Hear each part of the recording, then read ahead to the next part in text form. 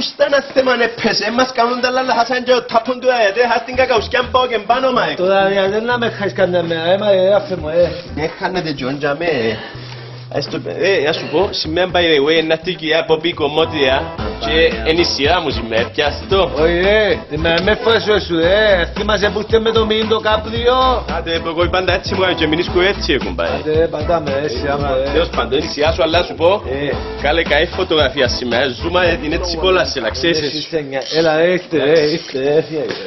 Καλώς την κυρία Μπόπιν, καλώς την. Γεια σας. Τι να μου γίνεται, καλά. Καλά, εσύ. Καλά, και εμείς δόξα σε ο Θεός. Έφερες στο αυτοκίνητο μου για σέρβις, θα το αφήκω και αμέ, εντάξει. Όχι, στο σημειντήρι μου τώρα, σας θέλω μποκόπι να βάλει μέσα το υπό, να σας δείξω και ότι πράγματα που έχω σκοπό να κάνω μέσα στο αυτοκίνητο.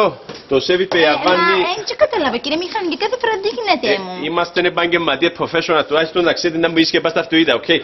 Αλλάσω με line καταρχήν που το τάπον το συγκεκριμένο, σύψε που κάτω να σου δείξω που είναι άλλη μπάντα. Καλώντας και το τάπον και μίλουν το light, κάλες μου Το λοιπόν τούτα τα σπάκια με τα 4 θα τα αντικαταστήσω με καινούργια. Τα top mount τούτα που πάπουν κόντα ούτε μου χακούν έτσι σχέδιο, εντάξει. Το λοιπόν να τα αλλάξω γιατί αν μπαίνει να εμωτή. Το που πάνε το φυτόν του αέρα. Έλα εκεί μέσα να δεις, αυτό. Μπαίνει ο αέρα, του πιαστήκαν πάνω και εσύ μου είπες σου λέει.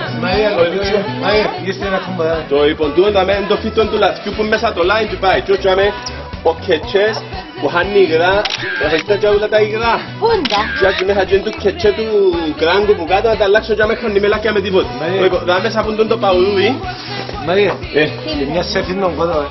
Το παουδούι δαμε εσκουρκαλμένο και να αλλάξω με το παουδούι και να όλα καθαρό νερό.